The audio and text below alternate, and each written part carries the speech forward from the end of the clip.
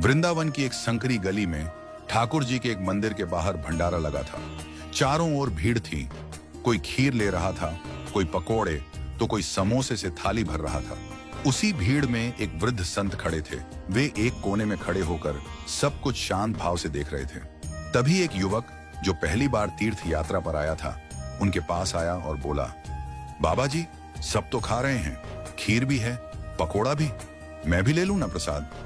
संत मुस्कुराए, पर उनकी मुस्कान में करुणा थी, चेतावनी भी। उन्होंने कहा, बेटा, प्रसाद कोई खाना भर नहीं है, ये तो भाव का आदान प्रदान है।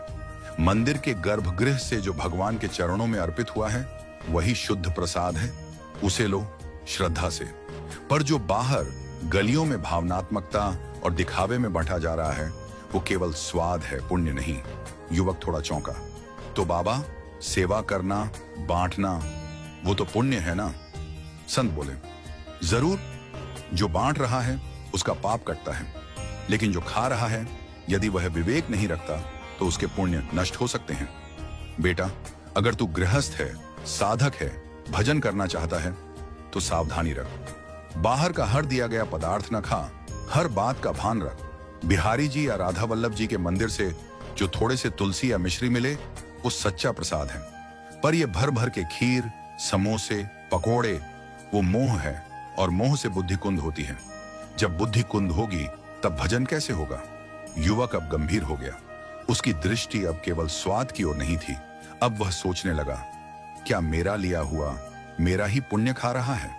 संत ने आगे समझाया, धामों में जब तू भोग पा रहा हो या किसी आश्रम में रुका हो, तब भी विवेक रख। केवल उतना ले जितना वास्तव में आवश्यकता हो, और याद रख, कहीं भी फ्री में पानी भी मिले तो उसके बदले कुछ अर्पण कर देना। 2 रुपए भी रख दोगे तो अच्छा है। यह आदान प्रदान की मर्यादा है, यह श्रद्धा है, यह तिरस्कार नहीं, सम्मान है भगवान के और अपने पुण्य के भी।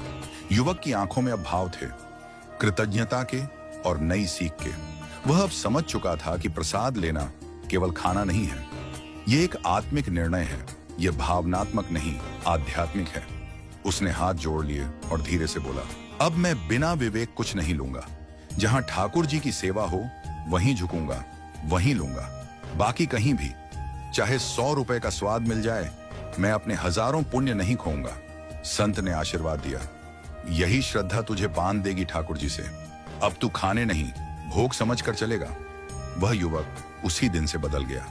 अब जब भी वह किसी भंडारे के पास से गुजरता, तो हाथ जोड़ लेता और मन ही मन भगवान से कहता, हे प्रभु, आप ही के चरणों से जो मिले वही मुझे स्वीकार्य है। बाकी सब आपका ही दिया, पर मेरा नहीं।